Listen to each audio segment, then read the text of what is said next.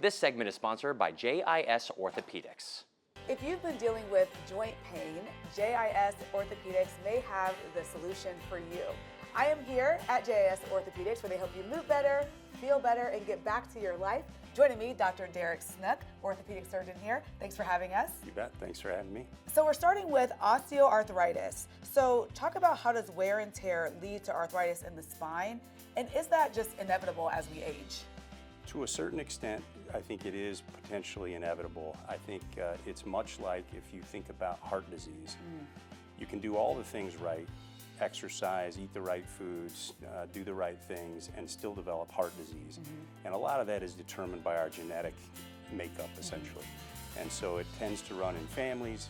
However, subclinical injuries, meaning injuries that don't result in a broken bone or something like that, we do think contribute to these things. Other things can also contribute to it as well.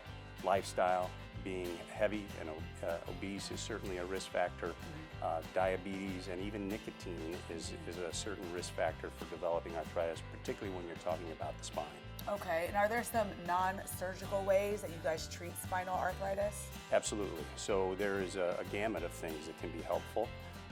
Everything from medications to physical therapy to injections in the spine can all be somewhat helpful, particularly when you're talking about treating osteoarthritis of the spine. Well, that's good to know. So let's talk about herniated disc. So what exactly happens when a disc slips or ruptures, and why does it cause so much pain?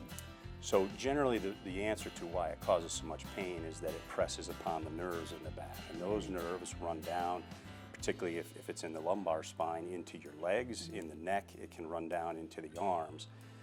The reasons that it either ruptures or herniate are somewhat dependent upon, again, some of the lifestyle things that we do, as well as our genetic makeup.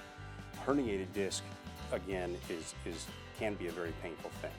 It certainly is something, though, that not everybody develops. Most people develop some sort of degeneration or arthritis in the discs as they get older, but not all will herniate or frankly rupture. A slip disc develops later in life. So herniated disc, the average age is probably in their mid to early 30s. For a slip disc, it's more like the average age is in the mid 60s.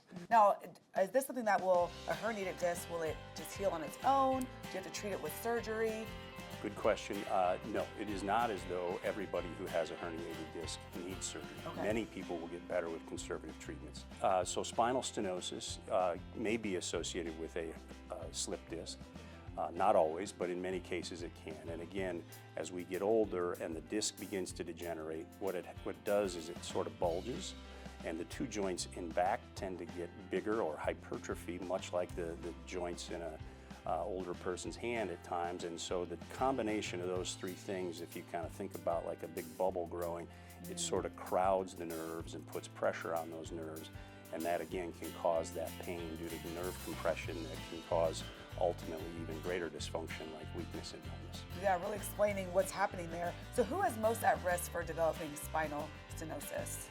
Well, certainly the aged population. So this, much like having arthritis of the hips and knees or heart disease, as we get older, our bodies tend to become less ordered, and that's the biggest risk factor, I think.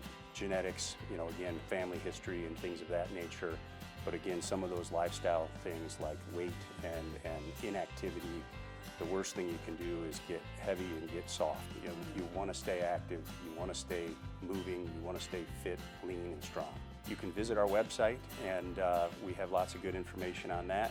And obviously, if need be, we're happy to see you and make an appointment and evaluate your situation. Fantastic. Dr. Snook, thanks for having us here today. You bet. Such a pleasure to talk to you. Thank you.